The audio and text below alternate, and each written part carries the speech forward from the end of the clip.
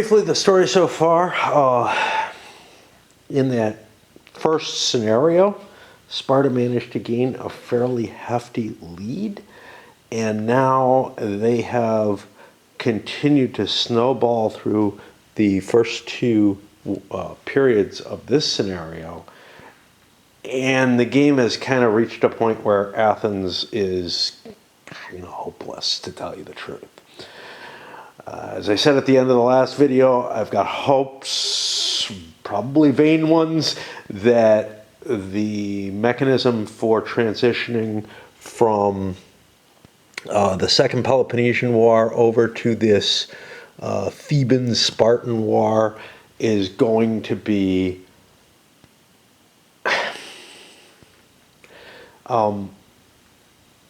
more historical in the sense that it applies more of a catch-up mechanism so that a more even scenario comes out of it than the snowballing that we saw between the First and Second Peloponnesian War, which I don't believe is historical either. You know, Athens was in the lead at the end of the First Peloponnesian War historically, and their own allies basically. The view that I have of this period is that any side that was winning would tend to overreach. And that feels like it's sort of, you know, the political reality of that time. And when you take a look at the old Mark Herman, and it's been reprinted, Peloponnesian War game, that's kind of baked into it. And that's one of the nice things about that game. I don't feel like it. I feel like there are other aspects that I don't like what it's necessarily doing as much, but I have, you know, the hope that maybe this has taken at least some of that historical grounding for this final scenario. The truth of the matter is, I enjoy the way this game plays. I enjoy the way the scenarios work. I think the campaign games need. I think certainly the linkage between the First and Second Peloponnesian War, but probably both campaign games seem to need some kind of modification to at least meet my tastes, both in terms of how the gameplay should work, but more importantly, how the history is going to be represented. I think we did it. Where are we now? Minor correction. The Olympic option, you know, I missed this down here. The designer pointed this out to me. This is really, really tiny, but, you know, no matter what, each player gets a cube in the situation, which means that you actually do have to throw more cubes in most cases. Last time it would have been an automatic Athenian victory, but the time before that there was like one Spartan cube, and I said it was an automatic victory. It wouldn't be. Again, you know, really, really minor on an optional rule, but that's okay.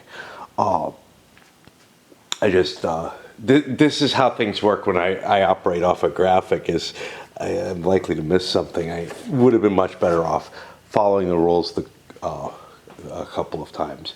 I probably would have caught that. But I thought the graphic, you know, the graphic was so self-explanatory, but I just kind of missed this. I don't know why. Anyway. All right. Okay, we enter the beginning of the Ionian War. Let me move the dice here, because it's going to be the Spartan turn. It's Wednesday. It's a pretty day. My intention was to go. I ran out of milk, and, you know, my glasses a couple of weeks ago, I lost one of the little rubber pads, and it causes a little bit of irritation, especially when I go dancing.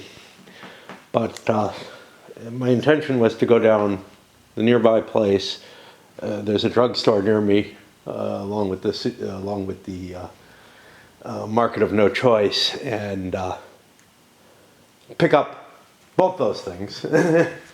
I can get the little rubber thing from the drugstore, and I can get milk at the supermarket, get me out of the house. All seemed like a great idea. I'm having a hellish time convincing myself. Maybe I can get out and do some yard work or something. You know, I got good sleep and everything, which is odd, but I just go through these cycles where it's like, okay, do nothing at all and like just sleep, or veg out in front of the computer and try to avoid life that way. Sometimes get a little bit active and force myself to go out and do something and feel kind of good about it, but then crash like emotionally about it. And sometimes it's like, I think sort of the most healthy thing is where I'm doing a little bit and playing board games and stuff. But right now I'm having trouble kind of getting the gears to move on that, and instead like feeling guilty and then hiding from the world and all kind of shit like that. But you know, I mean, the sort of best case scenario is pretty fucking pathetic is the problem, especially compared to before. Anyway, enough personal stuff. What did I do? I assessed the beginning stuff. I gotta move my ready liters over. We got a shit ton of liters, don't we? What the hell is going on here? Okay, and I think the biggest change that we had is that Attica has swung over back to Athens, and that's pretty much, well, yeah, that's pretty much just this is what converted it. Athens didn't get damaged, and this got added, so that that gave me that. Money is about equal for both sides. Navies, the strength is about equal, but you can see I lost the Cyclades, and I'm falling further behind in the alliance race. It's the alliance race, see, it's the ability to accommodate allies that kept causing, you know, when a country became, when either Sparta or Athens became strong, that's what would fall apart. And their internal capabilities would actually remain relatively strong, and maybe what they could demand from their allies became stronger as they got stronger. But what they could demand is what was causing the alliances to fall apart. They don't, it just isn't reflecting any of that. And maybe I'm asking too much, you know.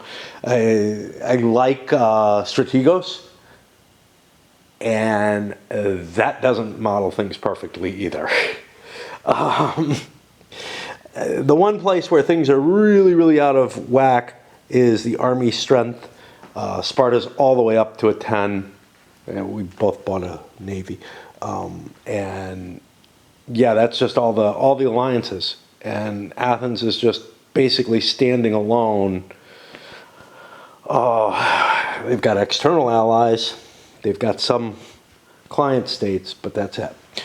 Let's take a peek at what the cards are, see if there's anything exciting. This is going to hurt Athens, obviously. I thought we had this in our hand last time. This image looks familiar. Hold on. Yeah. We had the image in our hand. We didn't have that particular card in our hand. Fair enough. Yeah, it wouldn't make sense. It's an Ionian War. Western Envoy, we've seen this before. Closer Ties, we've seen before. Olympic Games, the optional. Intrigue.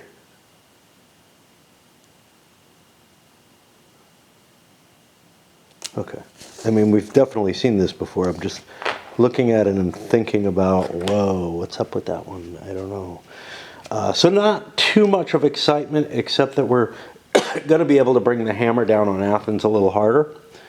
New Alliance, we've seen. Envoy. A new one, Cyrus the Younger. Sparta sends a greater envoy to Persia and may spend one favor to resolve its control. This is not particularly good. Then the controller of Persia gains 2 navy strength. This is not all that painful though, except for the 2 navy strength, because Sparta already has Persia under the control. Oh! I may have wanted... I didn't notice that I had this unbuilt. We will build that. Okay. Carthage invades Sicily. Remove 1 influence from each space in Sicily. That's kind of potent. That's going to strip Sicily away and maybe make Sicily something we could slip into with a surprise attack. I don't know. Envoy to Metropolis. Spend 1 favor to send a greater envoy to an uncontrolled metropolis. If we reduce Sicily 1, we can then reduce it 2 more all at once. We can just, you know, take all his power from Sicily away with that. Now, I do have a couple of favor now. And traders within the city an extra die for sieges in the round. Again, kind of useful. Of course, that kind of lack of motivation is making me want to wander away rather than move right into playing cards. So that's okay. One good thing, the next big event for Raid, there's a big fusion event, you know, that's going to last a couple of weeks. I'm pretty sure I'm going to skip it and just play like whatever normal amounts I have. Got the rest of the nastiness cut down off my hill. There's basically, you know, was basically a thin stripe, and I had to pretty much recline on top of brambles and whatnot, wearing protective clothing of some sort, like pants, in order to reach these. And yeah, that was pretty fatiguing. You know, I'm at the point in the game where it's really hard to play. As a matter of just, I just feel like the situation has, you know, become almost irreversible. Anyway, I will continue and do at least 1 card here. I convince myself, you know, it's basically I have to convince myself to come up. That's often the case with games. But yeah, I play in a card each, and it's really hard to keep going. Just knowing, you know, how hopeless it is for the Athenian side. This is kind of tough. Let me look through these cards and tell you what I think. And I think I know what I'm going to do. But Revolts in Athens. This I want to play, but I don't want to play it just yet. Remove 2 influence from the Athens space. That's great, but I don't have anything ready to launch my attack. I want it to be a big threat when I go in there, which may mean very late in the turn. Western Envoy. This spends a favor to send a couple of things, 1 to Sicily, 1 to Aetolia. I don't really care about either of these. I really don't want to play this because I don't want to spend favor. Closer Ties, spend a favor to send a lesser envoy to some uncontrolled space. Wow, that's a really lousy deal. Sending to a friendly space would be great. I could send it here to Corcyra, but I'm not able to do that yet. Intrigue 2 favor to send a greater envoy to a hostile space. So this would be a good way to get to hit Athens again. I want to hold on to this. Just, you know, with the kind of, hey, this would be useful, but I don't really want to do it right now. Olympic Games.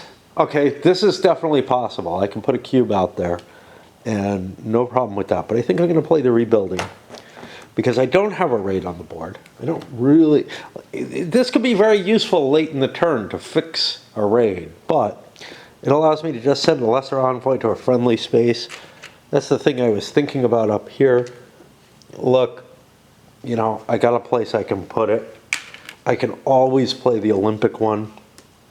And now I have to figure out what I want to do to hit Athens. In terms of being chased out, this is another one of those considerations. And apparently, the designer pointed out something where he thinks I made a strategic error with Athens last turn. And I'm sure he's right. But it's sometimes you're faced with very, very hard balancing acts of decisions. Okay, so I have this, which could get me a battle strength off the cav. I no longer have the home ground advantage over here, but I am able to cancel out an advantage, either sea or land. This is land. I could reduce a skirmisher to get a battle strength. That's worth another point. There are no allied fleets, but I could gain a battle strength from that. So I have kind of either way I can do it. I think I'm going to build myself a land unit. I don't know who the leader is going to be. I do have Lysander, who's good at sea battles. That's something something to consider. Ooh, Brasidas has gotten better.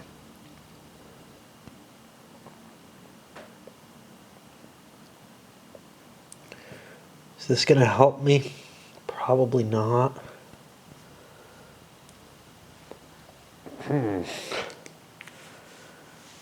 I may just send Lysander because of the winning the draws instead.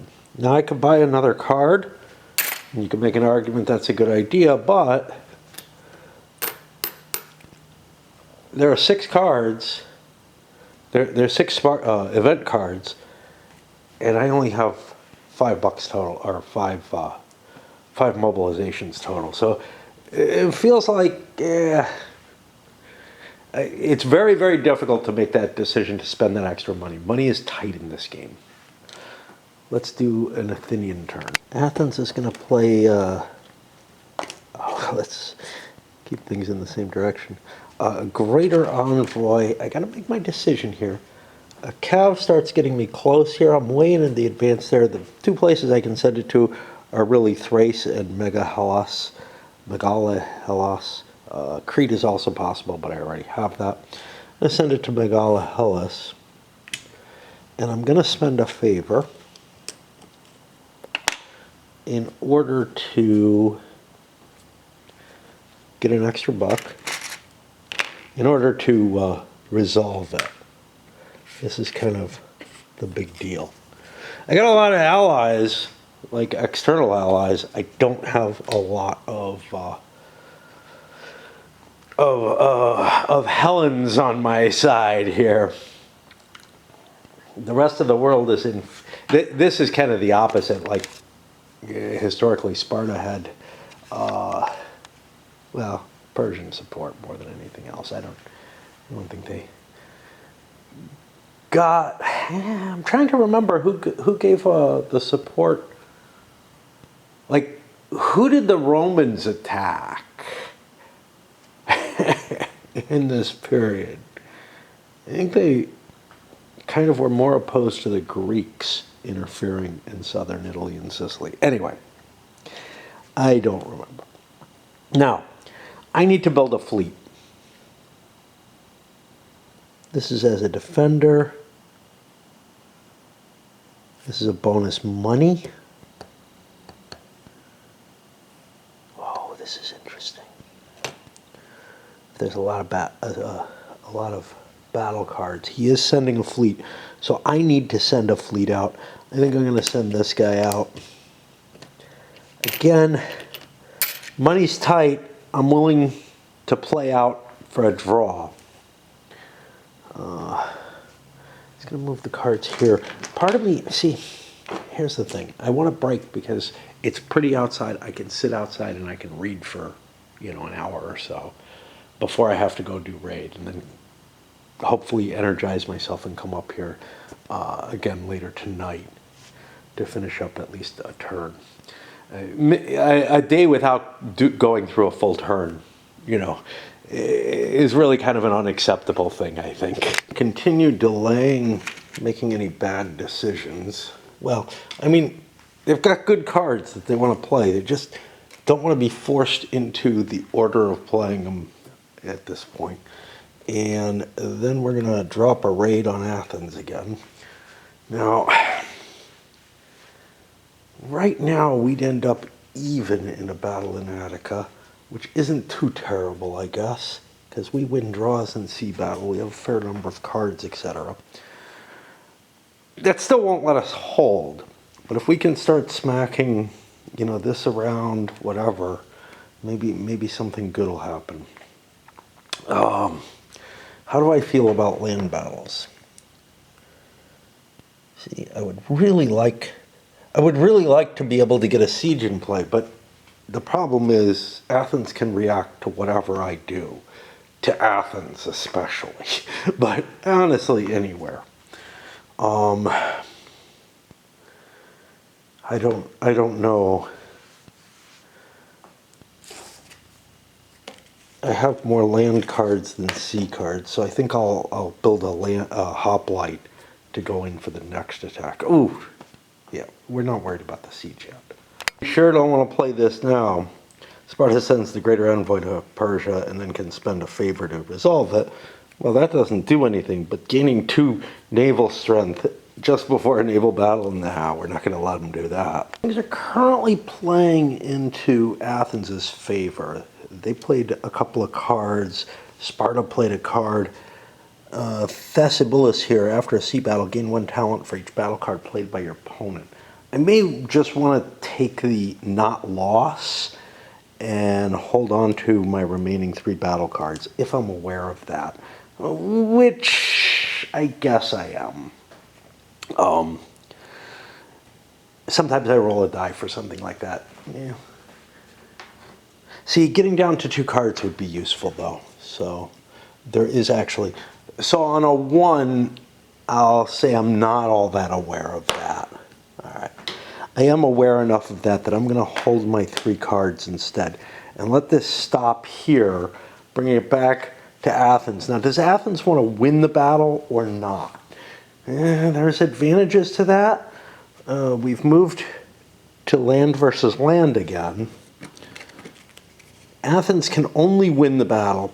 So there was actually a really cool card that caused 2 advantages. Gain 1 battle strength, reduce 1 of your participating assets, if any.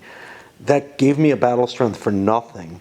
And then here, gain 1 battle strength, the opponent gains a favor. This one managed to reduce an enemy fleet, and yeah, this is the one that gave 2. Reduce an enemy fleet, there were none, and you get a battle strength, a battle point instead, and then reduce 1 of his own fleets, gave him a battle point. So this card was worth 2 points, whereas each of these was worth 1. Does Athens particularly want to win the battle? It would give me a shot at getting a favor, which is of some value, but the cost for it, the Allied fleet withdrawn, isn't going to do anything. I reduce 1 of these fleets, that doesn't change the marker, and I don't have an asset to reduce to gain a strength point, so the only choice I have is to destroy my leader, and I don't want to do that. So I'm willing to accept his offer to let me, you know, get the tie here, which gets us to the death of Lysander. And the thick theft of Thesibulus. After a sea battle, gain 1 talent for each battle card played by your opponent, then gain a talent. So I end up getting $2 instead of 1. That's kind of cool. And both fleets go home with no impact. I don't know, there's something cool about not only the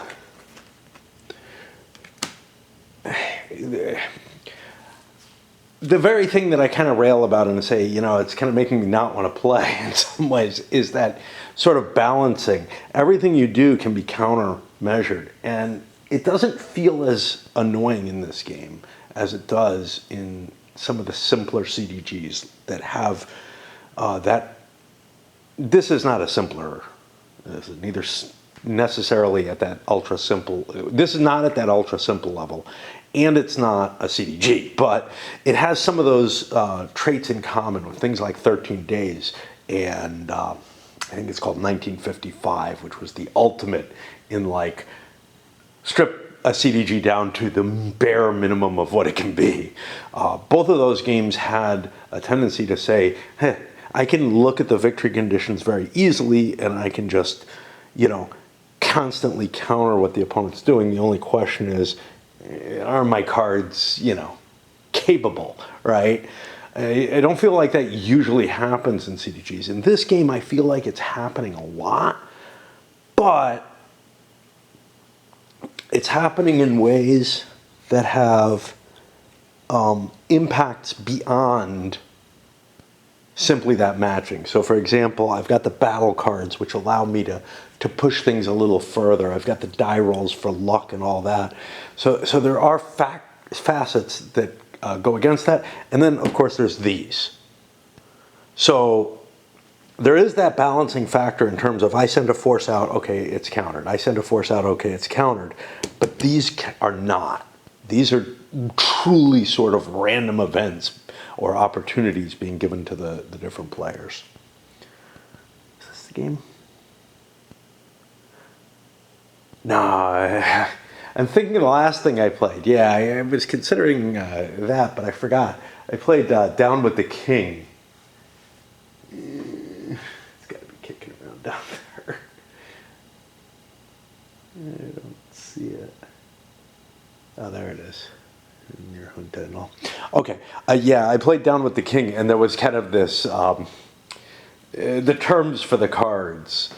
The cards were called event cards, and they were more like opportunities, and the chits were called the opportunity, and they were more like events. Here, the cards are like events that you have some control over, which is very powerful. Now, I sent the Polemark out here because I've got a card I got to get rid of. Actually, I got maybe more than one. I definitely want to get rid of that Persia card, though. That doesn't do me any good. Delaying my decision, I played a closer ties to get rid of... Oh, wait. Any uncontrolled space. Hold on. I don't want to send it there. I want to send it to Corinth. Yeah, I know. There's things that go to friendly spaces, but I don't think I have anything that I liked there. And I want to have control of Corinth. Deployed my army here, and I actually bought another battle card because I'm at the 3. I might as well improve my odds of the battle for Athens still, putting a bigger threat on the Athenians here. Now they have more cash, which means they can do more things. It's a good thing that Sparta did what it did with Corinth, because an envoy to Metropolis could have just made that an uncontrolled, a completely neutral space for the cost of 1 favor, which Athens doesn't actually have, so I guess it doesn't matter that much.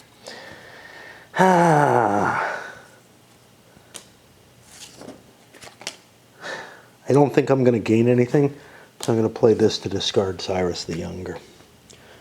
I don't really like it, but I want to hold Sicily off as long as I possibly can.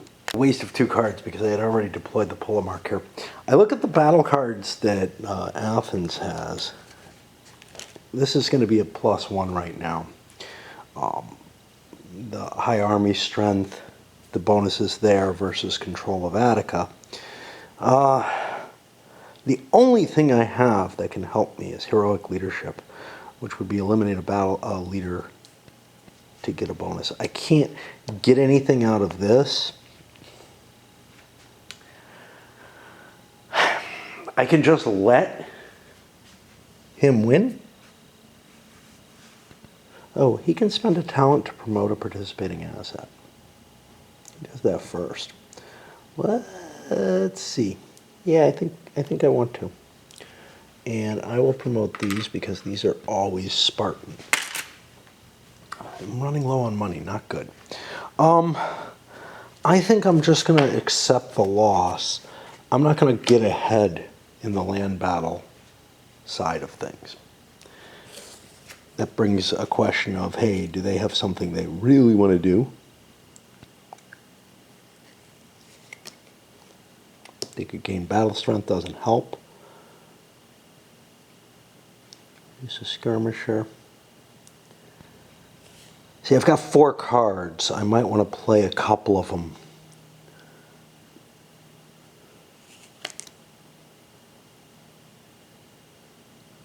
Mercenary peltists.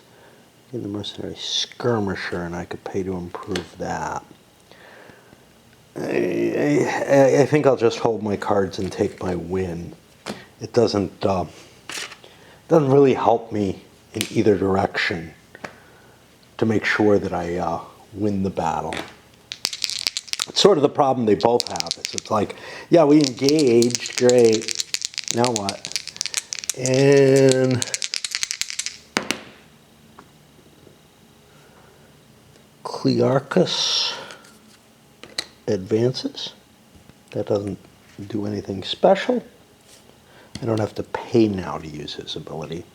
And the Polemarch goes up here. Oh, killing him wouldn't have been that bad. He's not named. I can't kill him. Okay. There goes that idea. And there go these chips. Guess we end up back here. I'm gonna try to press through this turn. I only got 3 more cards. As the cards get less and less, as the money gets less and less, the players can do less. So it makes it easier. I still won't be able to put the video up yet. I have to finish the Ionian War. Let's try to figure out our strategy here. I played the Athens Plague, which drops them down to just 1 support there, and actually gives me control of Attica if this maintains to the end of the turn. Forgot to do this. This was a Spartan win. I think I gave them the favor. It's hard to remember to do both.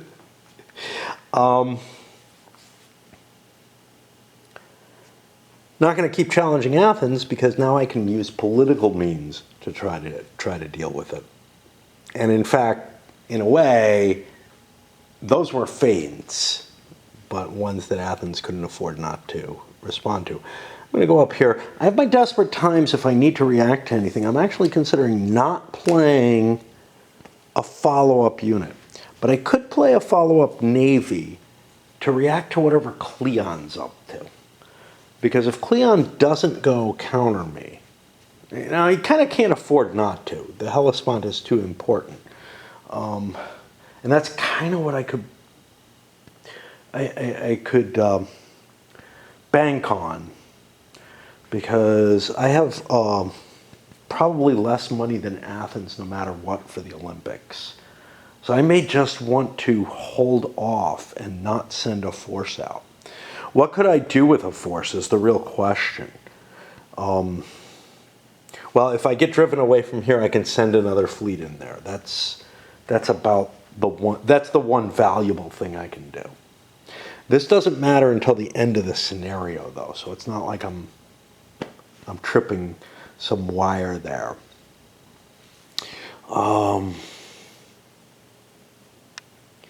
What else? What could I do if he goes somewhere else? Well, I could respond to the somewhere else he's going, and that might be of some value to me.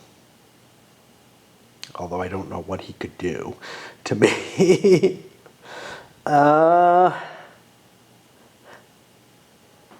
It's kind of interesting. You use political means, the cards, whatever, generally to gain allies and stuff. You don't go out and siege and capture random stuff. Again, I like that better than in the Strategos game where you pretty much, you have to do everything militarily.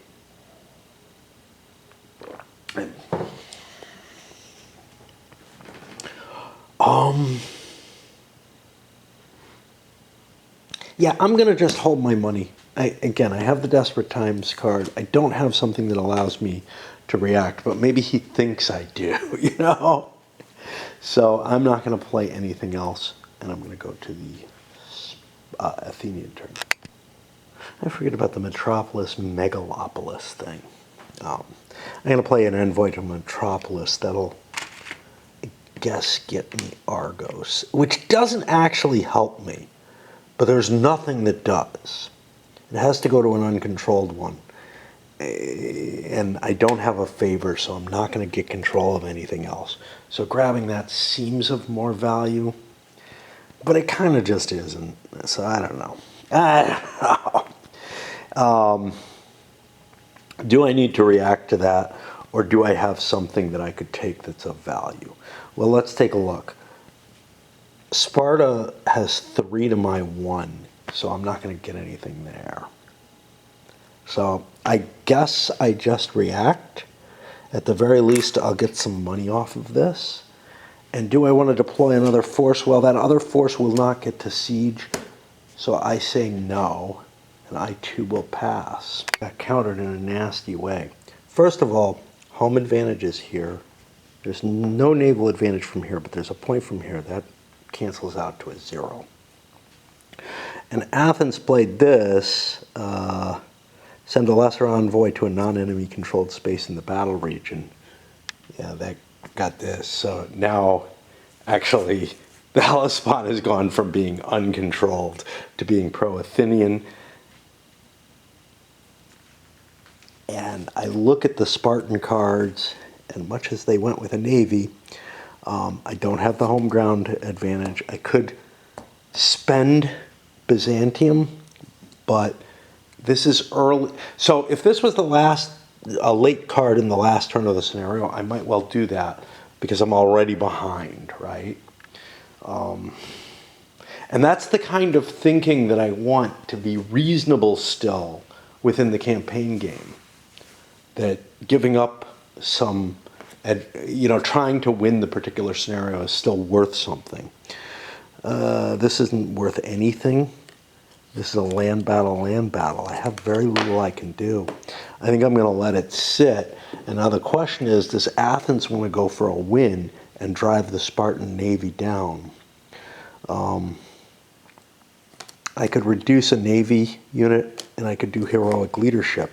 Do I want to get Cleon killed? Not really. So I'm going to leave this as it stands. Make a quick leader loss check. There aren't any. Brasidius doesn't do anything. But Cleon gives me 2 talents. And now Athens is actually becoming wealthy again.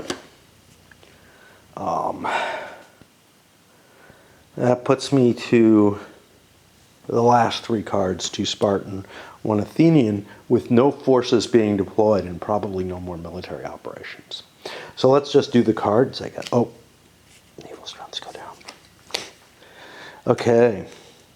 So I've got an intrigue, 2 favor, to send a greater envoy to a hostile space. That could start swinging Athens in my direction. That seems worth it.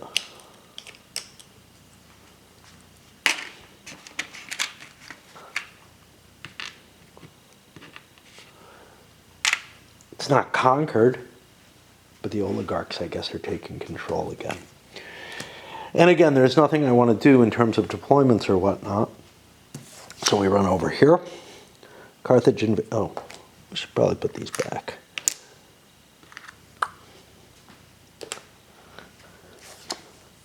Carthage invades Sicily. Oh yeah. Boop, boop, boop. Syracuse is still partially in favor, but yeah, that's a big swing. That is going to take Sicily away, except send a lesser envoy to 1 space in Sicily and 1 in Aetolia. I must spend this favor, but we take Syracuse back. And Aetolia, there's a place left there. This is the last one. Or is this? Yeah, this is part of this. And that gets us back to the Olympics. Oh, a quick assessment. Sparta won the running for having less money. Actually, Athens is beginning to collect up shitloads of cash. Their leaders are able to generate money for them. And this time I remembered to put this add one of each color. See, this is what confused me. Isn't it? No. This was one that was kicking around. So we actually, and you probably almost always have a chance for winning the Olympics. Ow. I fucking smashed a fingernail. Well, it is Athens, by far. I smashed my fingernail. I didn't do it any real damage, but it's like, it's cracked. This keeps happening. I think I need to start taking some of those vitamin E's or something that I have. I don't know what the hell happened. My wife got multivitamins and stuff back when she was alive, and I tend to do vitamin C, but when the pandemic happened, I got some vitamin D's, and I was using them, and those helped me a lot. But now I've got all these, and my strobe is being obnoxious. All right, that puts me to the end of the turn. No more leaders coming in. Let's just make sure I'm not missing something. Fresh leaders, the battle cards get reshuffled, right? Well, that happens here. Yeah. So let's put our dice here. We're on the last turn of the Second Peloponnesian War. The way I understand the Grand Campaign to work, even though it's not written this way, the Grand Campaign, the way it's written is you do the Second Peloponnesian War and then this further thing. You don't do the First Peloponnesian War. That's something else. But to me, the Grand Campaign is all three linked together, which is what I'm at least supposedly doing. But we'll see how the deployment for that final thing is, because I don't want to do it if it's just this continual, if it's continually something where Athens is just unable to do much. Although, wow, they have a lot of cash. That's gonna change things. Them collecting that up. All right. Anyway, it's time for me to pause for a while. I want to step in. Now, normally, and I've said this before, normally I don't like games with battle cards, and I'm trying to puzzle out why I like this one. Why I like the use of battle cards in this. And it's because they're not just some random collection of combat capabilities. They are integrated into your strategy, right? From what I remember, and maybe I'm mistaken, but we the people in Hannibal had battle cards, and I've stayed away from battle cards in games since then, in which you just get a handful of cards, and it's sort of just how you just play them out, and you're just better than the other person or not better. There might be something to do with timing. You might have capability of holding them back and whatnot.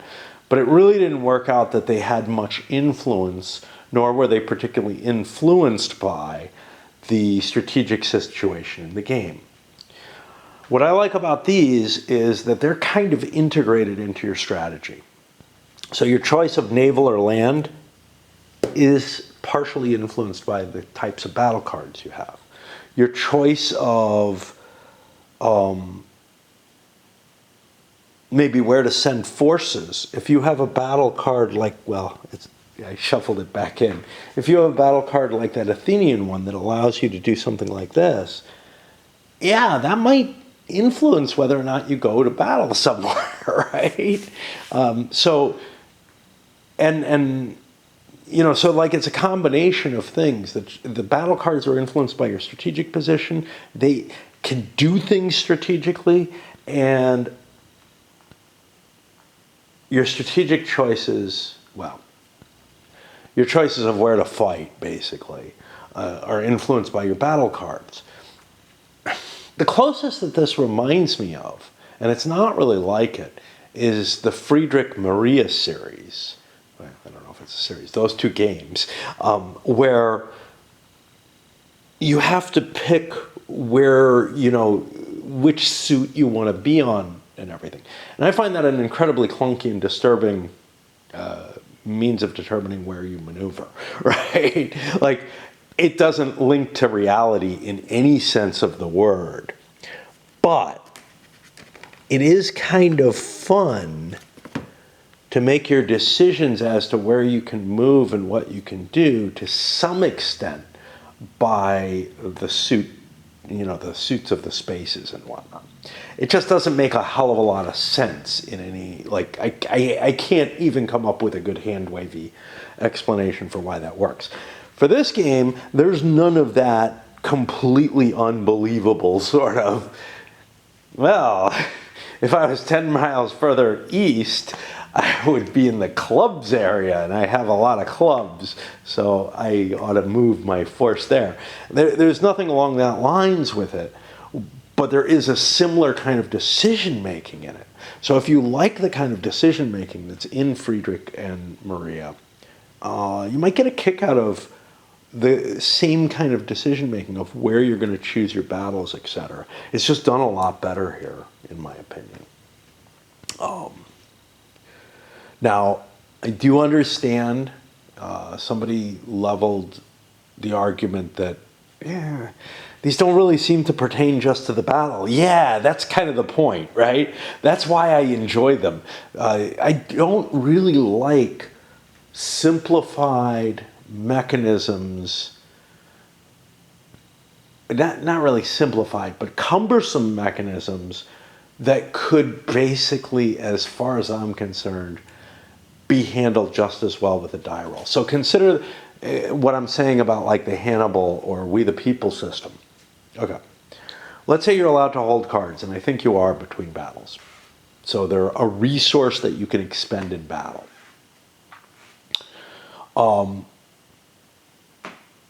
If you're not allowed to, it's basically you're rolling dice, right? It's just a more complicated way of rolling the dice. But let's say you're allowed to hold the cards.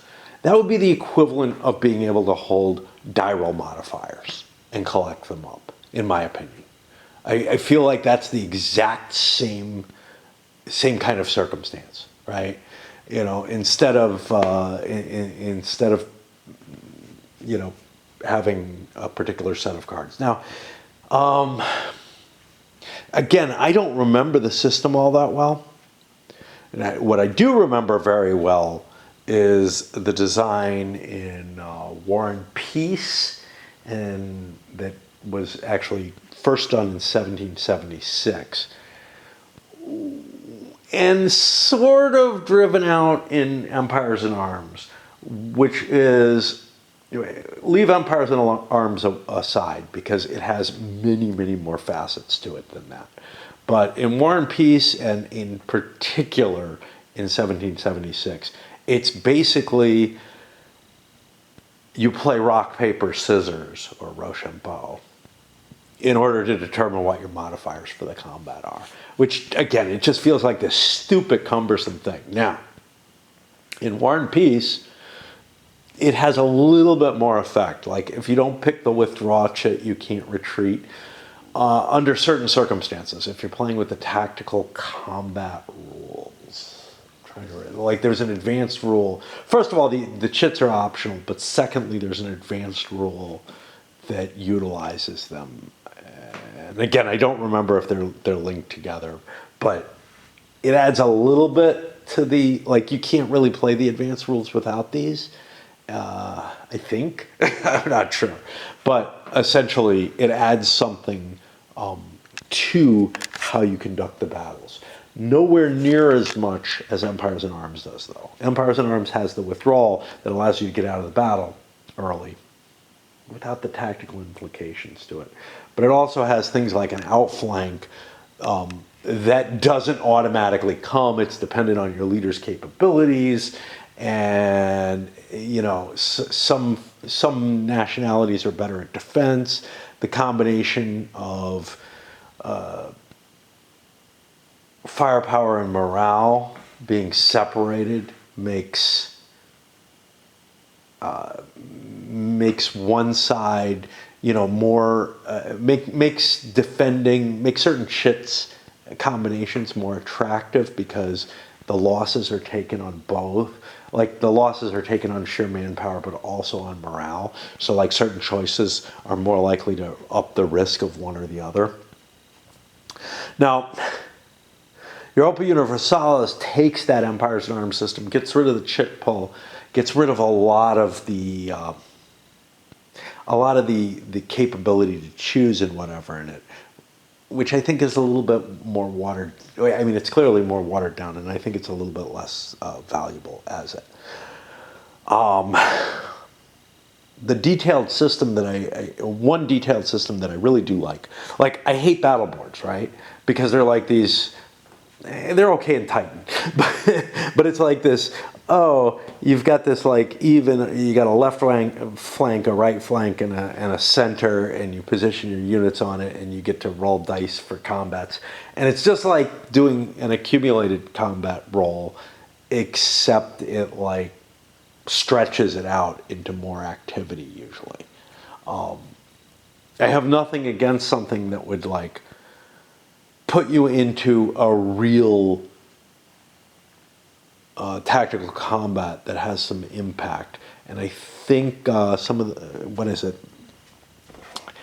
All is lost save honor, and I think it's also the Le Grand Capitan, which I got to get to soon, have a little bit more detail to their more complex combat system again.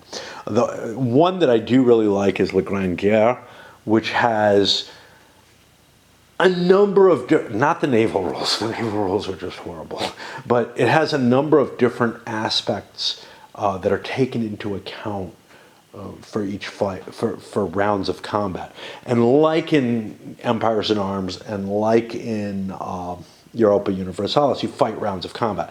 Unlike those, you're allowed to voluntarily break in the midst of a combat to reduce the overall losses that you take, and the attacker is allowed to stop attacking after a certain number of rounds. So a lot of stuff that kind of represents the momentum and continuation of attacks that was undertaken in the trench warfare is present in it, but also there is some player agency in little choices. So you're given a bunch of little segments of combat with choices in between, and it's a really, really nice system without any rock, paper, scissors type element to it at all. There is a hidden element in that you don't know what your enemy's forces are when you face them. But you have a pretty good idea. Every now and then they might pull a surprise on you, oh, there are tanks there. Oops. But in the main part of the game, until you start getting tanks and Strausstroop and stuff like that placed into battle, you kind of know who the general is and what his modifiers are going to be. You don't know what the attacker gets to choose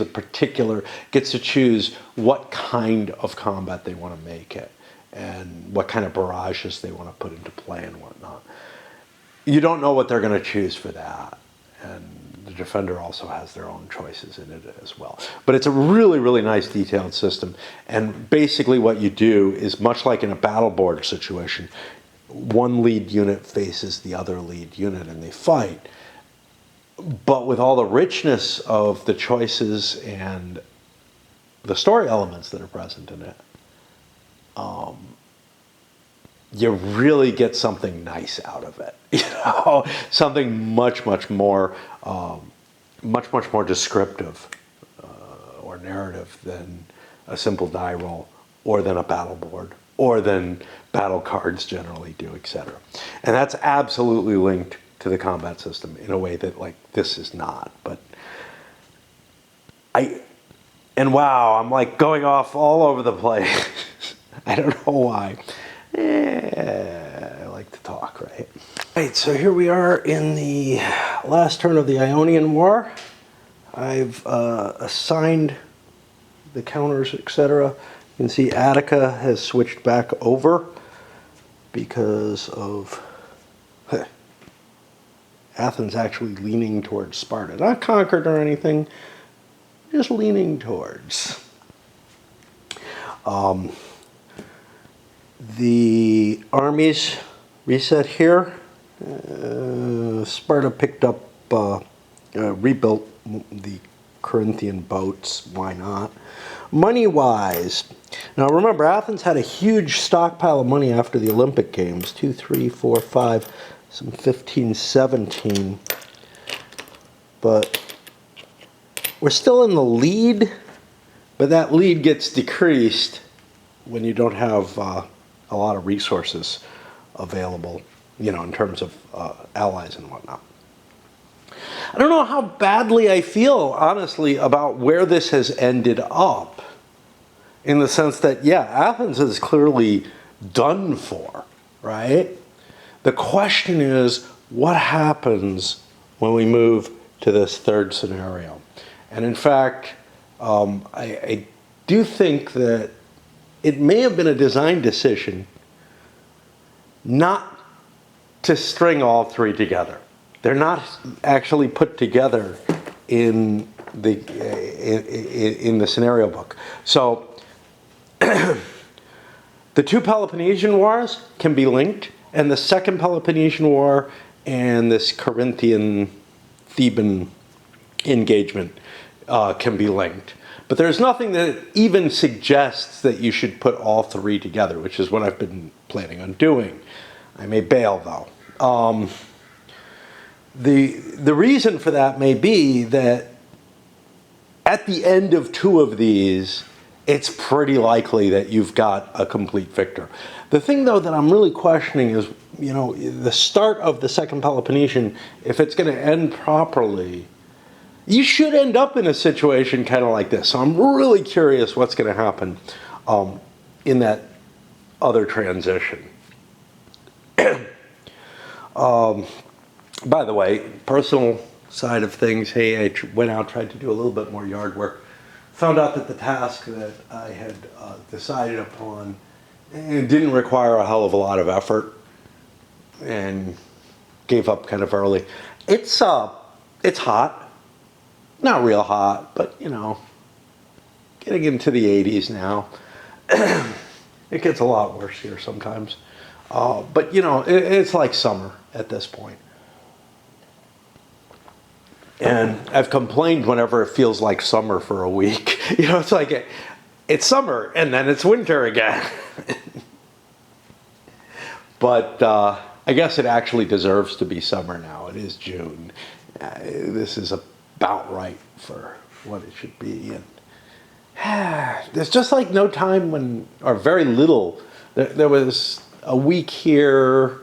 Yeah, during the winter, there were a couple of weeks where it was nice spring-like weather, and then during the spring itself, there was maybe 1 week of spring-like weather. It's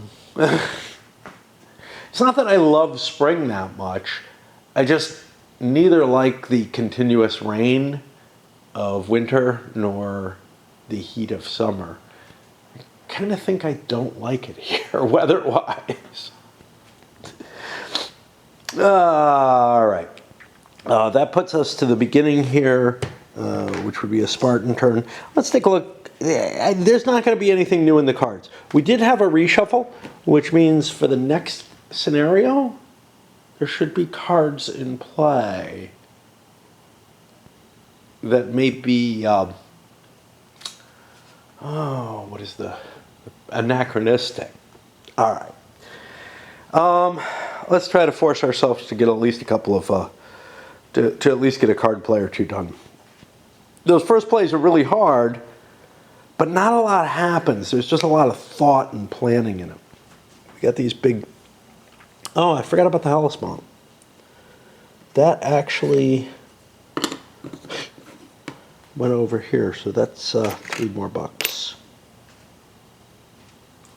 Got my whole turn, but I have some cards that require me to place, you know, an influence marker into Thessaly.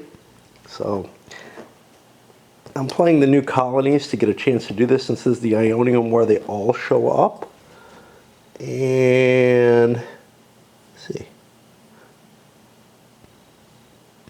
I guess this is here. Here. This is up here, and this is the one I don't want to fill. These are each ports. Kind of doesn't matter. Put that here. This returns to the discard pile. I highly doubt that it's going to do anything there, but it would have been possible that this card came out here, maybe for the first time, placed all the colonies, and then in that second draw from the Ionian War, it would come up again and basically have no effect, I think. Which is kind of weird. Like, it doesn't address that situation. Trigger a hoplite army. Got a little bit more advantage with hoplites. It actually doesn't matter because they convert to hoplites once they're sieging in terms of getting it here. I don't know what my battle cards were. It's what I want to do no matter what. Yeah, I got a lot of army cards. And I actually paid for an extra card because the hand of battle cards is getting so large that's going to give me a significant edge over what Athens can do with their, you know, I got 2 cards plus a free card mechanism. Well, here's a cool card. I don't remember if it's, I think it's Alcibiades, who changes hands historically. But here it is. Exile its opposing league. Or is it Pericles? I feel like it's Alcibiades, but I don't know. Spend 2 favor to take 1 enemy named leader in place with your ready leaders. If you don't have that many, eliminate the leader. 2 favor is a lot, but I don't have cards that really use up my favor otherwise, so it feels like a good choice. Now this actually goes back in, and it'll show up in the Theban War, but now I get to steal one of his leaders. And in a sense, one of the advantages to that is actually that he's actually got a low number of leaders total. He's only got 6 total, 6 cards. 5, he's actually being put into a position where there's a problem. Now, here's the problem.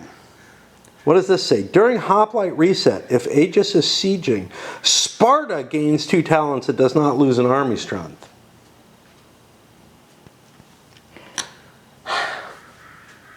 I feel like that should be read as the owner with this card. Let's look at the next one here. At the start of a land battle, you may promote 1 participating asset. It's a big question which one, you know, which way you interpret that. The way it's worded, Sparta gains 2 talents. That would suck. He's like, yeah, he's working for me, but he's giving money to Sparta, in which case I would rather have engineered that so that I just kill him. Promoting a land asset, you know, it doesn't do that much. I'm going to take this with the proviso that it's the owning player who gets the advantage instead. But again, I think I'm actually changing the rules there. Really, I'm not going to take this because Hoplite Reset, that's not going to happen this turn, and I bet you the leader goes away. So I'm going to take Clericus either way.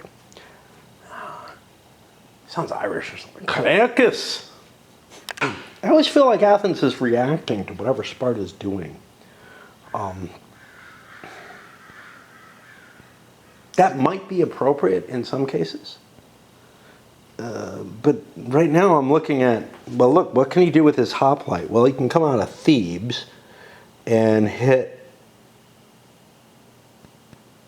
Plataea. That's about as far as it goes. He can come out of Corinth and hit up to here. Obviously, he can come out of Sparta, but he can also come out of Persia.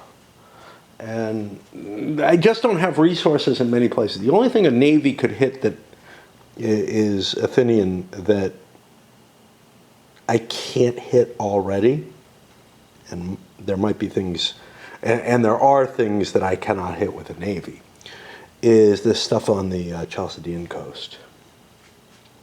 So, in order to do the reaction, I build Demosthenes.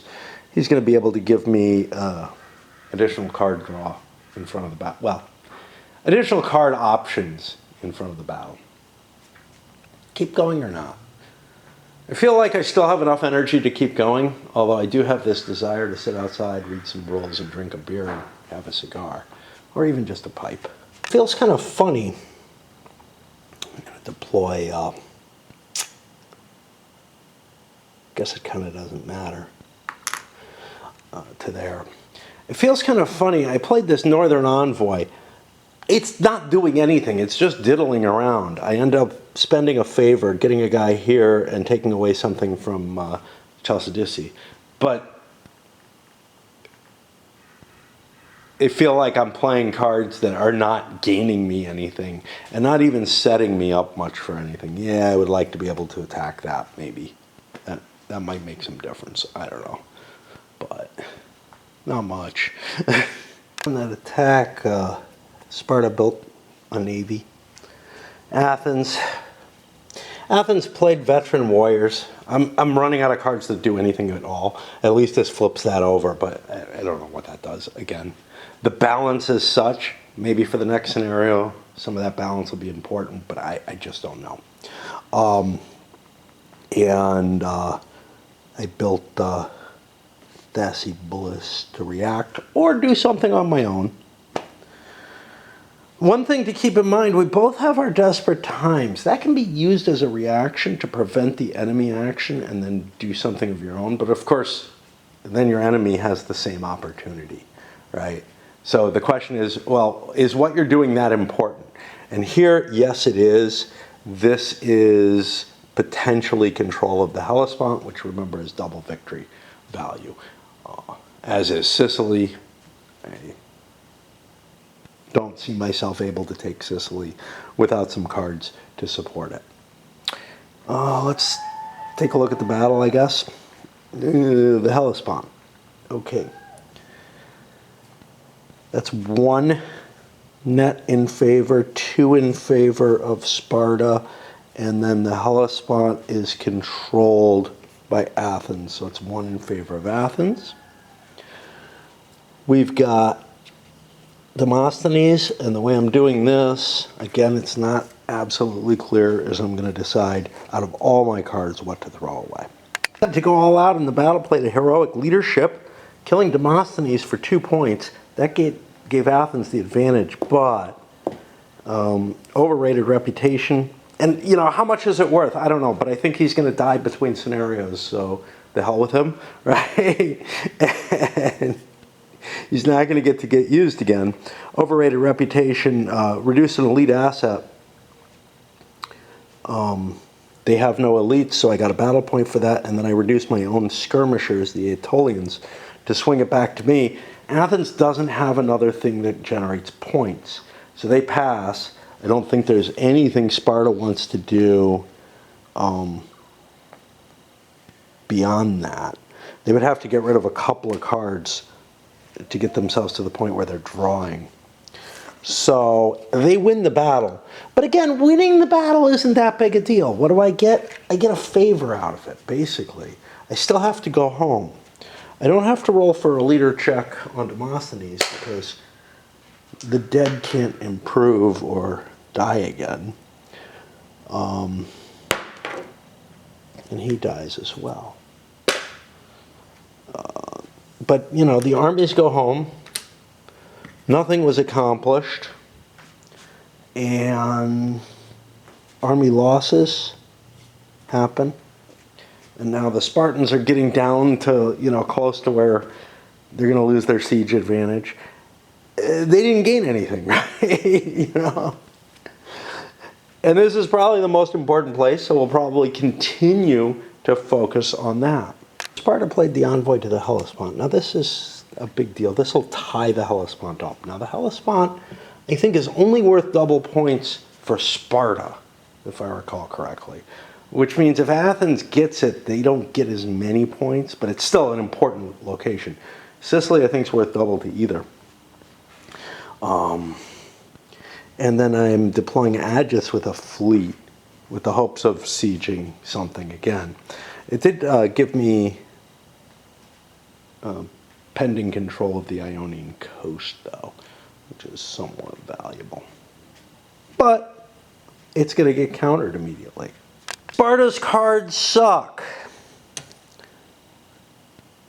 They're the Polemarch. That'll let me get rid of the Theban stratagems. But most of these,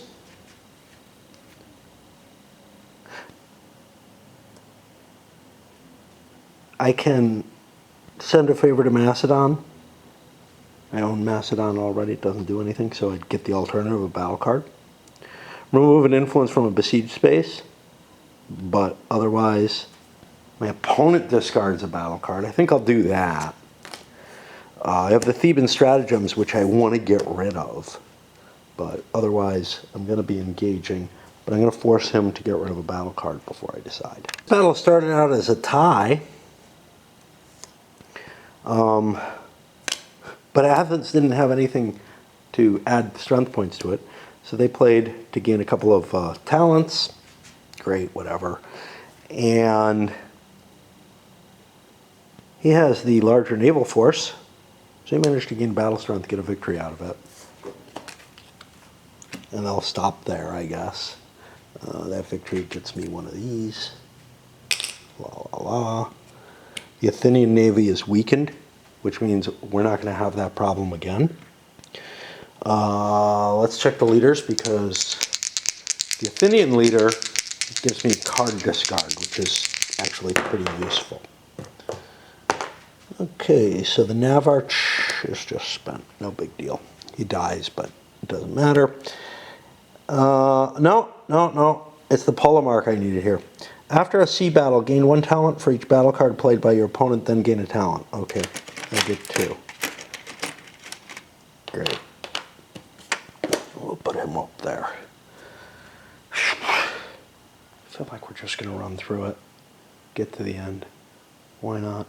I mean, I just don't feel like there's much going on, and so there's not much reason for thinking at this point. That's been the case for most of this scenario because of the steamrolling. Now, of course, like the designer pointed out, I made a tactical flaw or whatever, where he thought I could have gained some advantage. But I think Athens is just too far behind. And I think they were, even then, for it to make much difference. Sparta was able to get a free lesser envoy, sending it to the Cyclades. That'll give them control of that if nothing changes. Again, just all the points are going over to them. Athens is down to playing shitty cards that give them a battle card that they would get at the beginning of the battle that they're going to launch. There's no high risk option that I can take that would just win, that would give me a low odds chance of getting a bigger advantage than he's getting off of his. That's what it feels like it needs right now to be able to get any kind of balance off of it. Instead, this is just too valuable. I can't let him siege that. I got tons of money, which means I probably will draw yet another battle card as well. Since I'm stuck at 3, I might as well draw more. But I have to figure out what I'm doing. He's putting a land unit in, which kind of means that I have to do a land unit.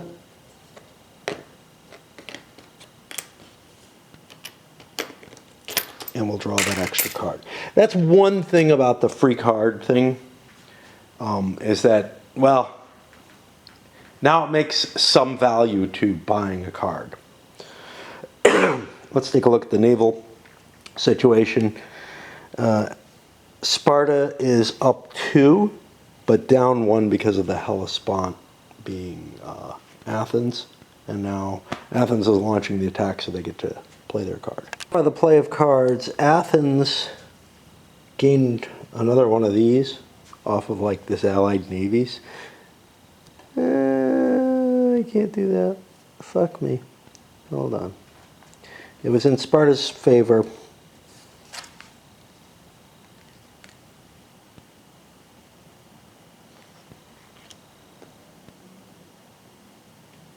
Oh, this is it. No, send a lesser. Sorry. Send a lesser envoy to a non-enemy controlled space in the battle region. Yeah, I was allowed to do that. I was reading this one and I'm like,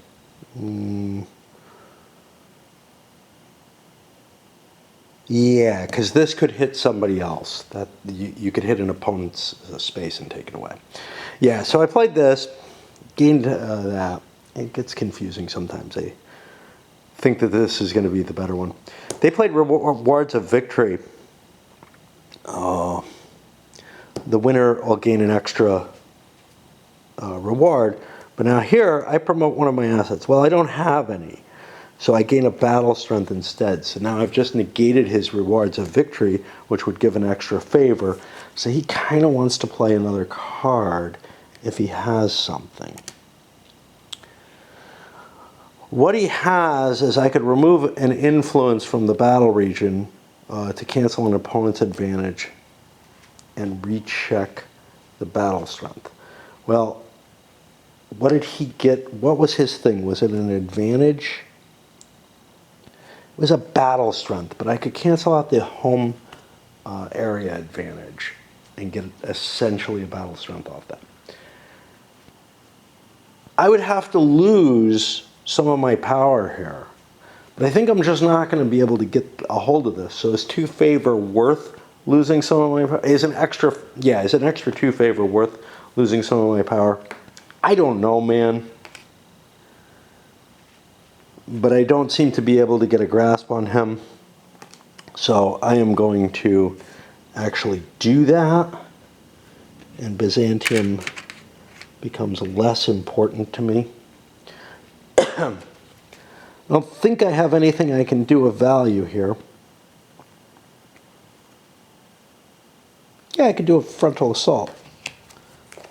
Sure, I'll cancel him out with that. We're burning through the cards here. I'm out of anything that can do anything. So the battle ends up a draw.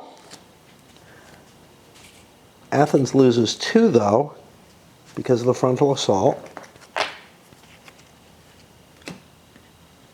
Oh, it's kind of more exciting than most of these. Let's do leader loss checks. Down to 2 more cards left. Okay, both get promotions. Aegis is already promoted. What does he gain for that? He gains a battle card, I believe. And the Polemarch is all ready.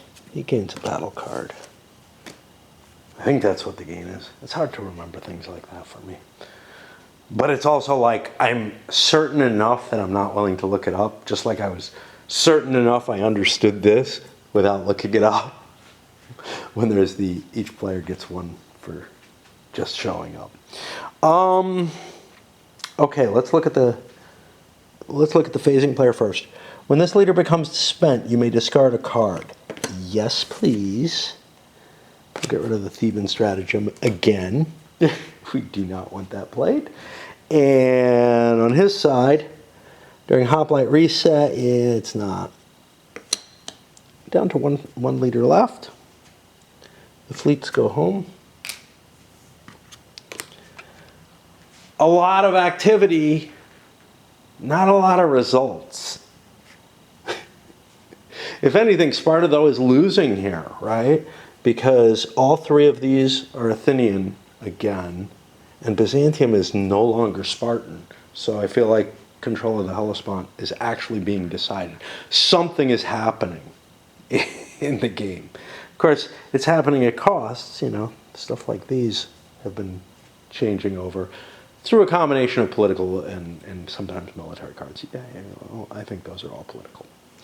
All right, last couple cards. I only got $3 left. I'm probably not going to deploy, which may leave. Athens only has 1 card left. Yeah, so it's not going to really give it any special opportunity. You know, the fact that I had to discard a card makes up for the fact that Sparta had a shit ton, that Athens has a shit ton of money comparatively. I knew it. There's a rule I forgot about. I went and looked it up because Sparta really does not want to play this anti-Persian hostility card. Player can discard a card by spending 2 favor instead of playing the card. Again, the event is not implemented. I vaguely remembered that, and it's definitely something I've neglected to use. There have been times when I've played a card I did not want to play. But 2 favor is too big an expense right now. Especially since if I play this card, I have to lose my favor. For no effect. It's to get an envoy in Anatolia and Thessaly. Remember, I said I had a couple of cards that went into Thessaly. All right, well, I guess I lose a favor for nothing, and I hope for the best here. What's left for me to do is really the question. And the answer is not much. I can't use hoplites to hit here, so I chose kind of poorly there. So I guess I just continue my attacks in the Hellespont region. I'm not gonna. Why not? I'm saying I'm not gonna buy a card. I do not want to buy a card because I have 2 cards, and I don't want to buy a third one. I don't want to deploy any more troops. So we go to the Athenians. Athenians get a crappy battle card out of their card. Not the greatest thing. Do I care about that? Not terribly. I have an opportunity to go for a change. What change do I want? Well, the idea of a siege at this point, it's between eras. Something in my head says sieges shouldn't continue. 405, this starts in 395. Sieges shouldn't continue for 10 years. Troy, be damned. So I feel like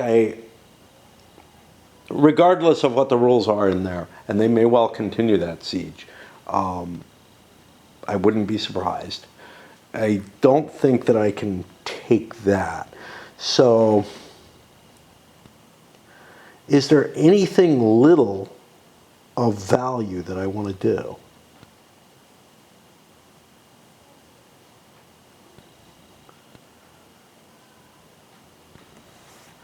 A 1-turn, I can siege this because I can come out of there. So a 1-turn siege of that, but I don't have a card, so I don't get to play it. Never mind. I'll engage. At the start of a land battle, I can promote a participating asset. Great. Fantastic. Sparta will get a card, but let's count value first. Bigger army. 1 point here. The Hellespont takes that away. And what did I say? They get a card. And we'll see what it does. I'm going to have two favor, actually. Athens ends up taking away the Byzantine thing. Well, Sparta doesn't care. We're winning anyway. We do have 3 cards. We'd like to play one. But there are no mercenary nor Phoenicians. If not in play, we could gain the mercenary skirmisher. Yeah, this might be worth it. And we could promote it. Wait, yeah. It's got to be here. Huh. Whoa. Have I eaten it? Where the fuck is it?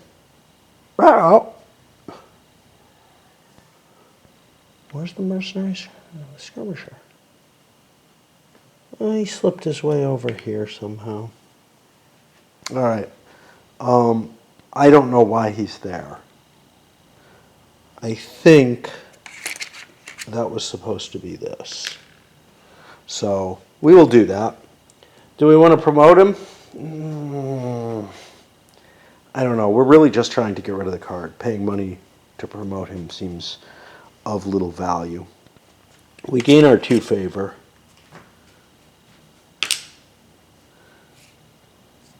We get our pathetic little victory that does nothing. Little leader loss checks, which do nothing. The polemarch spent. Clercus spent. That puts us to the final turn where we're not doing anything. We have the anti-Persian hostility. I am going to spend 2 favor to get rid of this. Otherwise, he could cancel me out of the Ionian coast, and I feel like that would suck. So this goes into the discard pile. And it's time to fiddle around with the Olympics. Carefully remembering to give each player at least 1 cube. And then I'm going to swap batteries, and I'll come back and tell you how that works. Once again, pulls in the majority of the cubes, maybe more importantly, the majority of the cash, although I don't think Athens is a player in the next scenario, so I don't know. I really don't know how that's going to all work. I find that kind of cool, actually. Just like I kind of like not knowing what event cards are going to be, I kind of like not knowing what the game is going to be. Like, to me, I'm trying to win this scenario, and that's all I care about. Sparta gets this, or do as well as I can in it. And this nail is really bothering me. I got it because I was playing with wood. I just, you know, at the end of all the yard work I did, I ended up picking up a piece of wood. Okay, so now we reevaluate all the locations. Let's just quickly look through. Thessaly, Boeotia, Corinthian Isthmus, Sicily, Aetolia, Peloponnesus, that doesn't matter. Attica has stayed under my control. I have beaten Athens. Athens themselves have basically surrendered as far as I'm concerned. Not really necessarily surrendered, but kind of agreed to a truce. And it's really foreigners and, you know, colonies or whatever, these smaller places that have banded together and they're trying to convince Athens to rejoin the war. I don't know. You know, it's Athenian generals and all this money and everything. Athens is just not, they're convinced that the war is bad, right? The government of Athens. They're not completely out of control. I don't know what happens. Like, the game continues to operate too much like it should. In this situation, in which I feel like some kind of truce would be attempted, or even worse, once Athens is actually controlled, well, you can make an argument that there's, like, you know, some kind of government in exile that's operating. I don't know. Let's take a look at theirs. Hellespont, they get to keep. Chalcidicia, they get to keep. The Cyclades changes over. The Ionian coast, because I got rid of that card, changes over. Double points for Sicily, and I don't think the Hellespont. Oh no! Okay, Athens. No, this was when the card was played. They gained their 3 talents. Okay.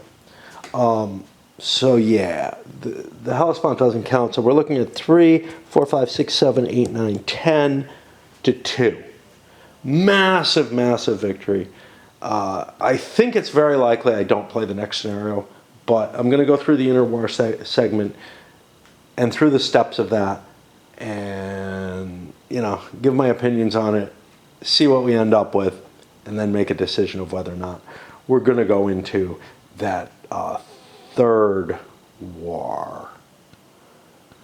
Technically, it really, if you look at the historical situation, Athens was wiped out, the Delian League was destroyed, and it was Sparta's allies who take up the fight here. So it's like, yeah, I feel like we're pretty close to that. I feel like Athens is maybe not defeated, but willing to sign some sort of peace that, like, they become a client state of Sparta's, more or less as they did. Maybe get rid of their democracy, just as they did. Maybe not have a king, but, whatever. All right. And we will send this up and see where we get. You can see, though, all my foot dragging and everything, because I don't want to make decisions. I don't want to play a situation that's, falling behind. I can push that aside, and the game flows very quickly, just like it did when, I was really excited about it, right? It's a fast-paced game. It's not something, I give this impression of, like, these bigger war games where I have to take these big breaks in between. Yeah, I don't. I can play it, and it plays like a Euro in a lot of ways. It's just that my mood determines how quickly I can come up and deal with it.